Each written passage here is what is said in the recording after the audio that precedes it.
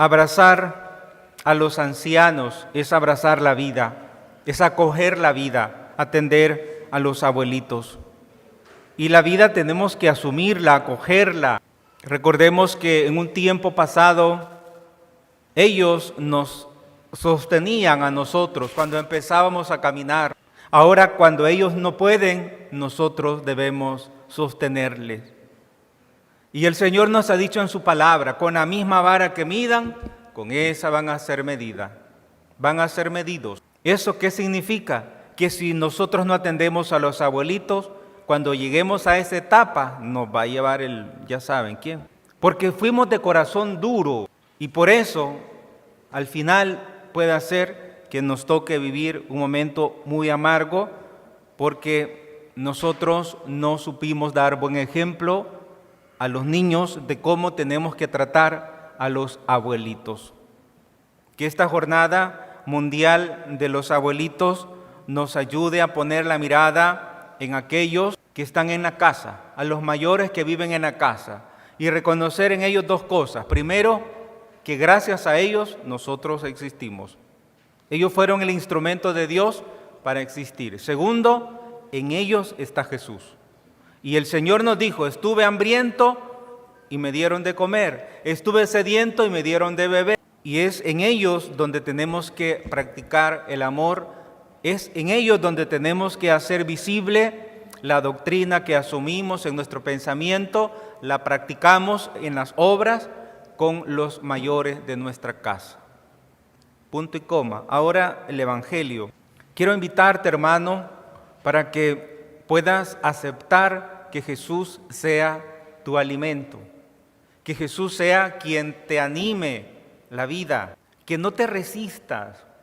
El mundo quiere apartarnos del gran misterio de la Eucaristía, es más, hasta se burla, como pudieron verlo ayer en las noticias, como en la inauguración de esos Juegos Olímpicos se burlaron de la Santa Cena, de la Eucaristía, del alimento de la vida, porque no quiere el mundo que los seres humanos tengan ese encuentro con ese alimento que perdura hasta la vida eterna, que da la vida eterna. Dice el Evangelio que en aquel tiempo Jesús, cuando vio a la gente, cuando vio a la multitud, dice el Evangelio que solo hombres eran más de 5,000, sin contar a las mujeres, que si contamos a los hombres, pónganse de pie los hombres aquí en la misa, pónganse de pie los hombres, miren qué poquitos hombres en comparación de las mujeres. Bueno, ahora han venido varios hombres, siéntense, gracias hombres. La multitud son más mujeres y niños en una fiesta, en un acontecimiento, pues ahora en el Evangelio igual. Y esto subraya la cantidad de personas y para todas hubo alimento hasta de sobra. Jesús quiere abrazarnos a todos, pero para ello Él nos pide la fe. Él nos pide confianza en Él, que creamos en su palabra. Y Él ahora hace un milagro de estos panes y de estos peces para decirnos que Él tiene capacidad, que Él tiene poder de saciar nuestra necesidad corporal, nuestra necesidad espiritual, todo nuestro ser. Y es el preámbulo, es el anuncio de la Eucaristía, la multiplicación de los panes, Él que es el pan de vida. Y esto nos lleva a dos responsabilidades o a dos invitaciones. La primera, reconocer que Jesús es el alimento de la vida eterna, es decir, quien da razón a tu existencia, quien da sabor a tu vida. Reconocerla quiere decir procurar recibirle, procurar salir del pecado, que es lo que nos impide recibir a Jesús, y buscar esa comunión con Él, tan importante. Estar unidos a Jesús. Cuando vas al médico y te dice el médico, ¿y desde cuándo comenzaste a sentirte así, mal de salud? Desde que dejé de comer. ¿Y por qué dejaste de comer? Cuando ya uno está mayor, si uno deja de comer un tiempo, después le duele la cabeza o medio se siente mareado. Cuando uno está en su etapa de juventud, uno puede dejar de comer 2 tiempos y no le pasa nada. Pero cuando estás mayor te das cuenta que no puedes vivir sin comer. Pues que el Evangelio de ahora nos recuerde que en Jesús hay abundancia para lo que necesita nuestro interior y que esta abundancia no debemos reservarla para sí mismos, sino que también tenemos que transmitirla a los demás. Tenemos que anunciar esa buena nueva, llevar ese alimento a los demás. Como hicieron los apóstoles, dice el Evangelio que Jesús, cuando hizo esta multiplicación, este milagro, le fue dando la comida no directamente a la gente, sino que se lo daba a los apóstoles y ellos iban repartiendo a todos los que estaban allí. Así también, a través de ti, hermano, debe de llevar la bendición a aquellas personas que está hambrienta, en la persona que vive en esa pobreza. Allí es donde debes manifestarte tú como instrumento de Dios para bendecirle, para ayudarle. Muchas veces aquel que pide no es el que más necesita, el que más necesita es aquel que le da pena pedir. Y es a él a quien debes ayudarle, es a él a quien debes darle de lo que Dios te ha dado. Como ustedes ven en el Evangelio, como han escuchado en este episodio, la gente no le pidió comida a Jesús. Fue Jesús el de la iniciativa. Es Él quien sabía que cada persona necesitaba de comer y que había que darle de comer. Y ante esa realidad habían imposibles. Un denario era tan importante económicamente para aquella gente, el valor de un denario. Y como le contesta Felipe, ni 200 denarios de pan bastarían para que a cada uno le tocara al menos un pedacito, un pedazo. Y es lo normal que nosotros los seres humanos ante las dificultades siempre miremos barreras, siempre miremos problemas, ante lo adverso de la vida siempre miramos imposibles.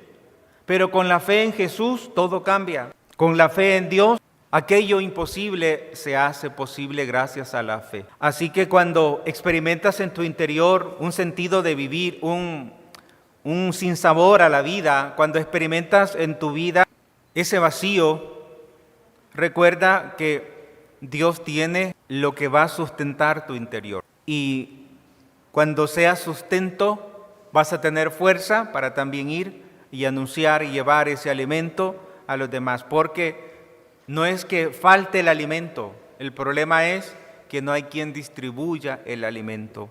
Ese es el problema. En el Evangelio lo vemos claro. Hasta sobraron.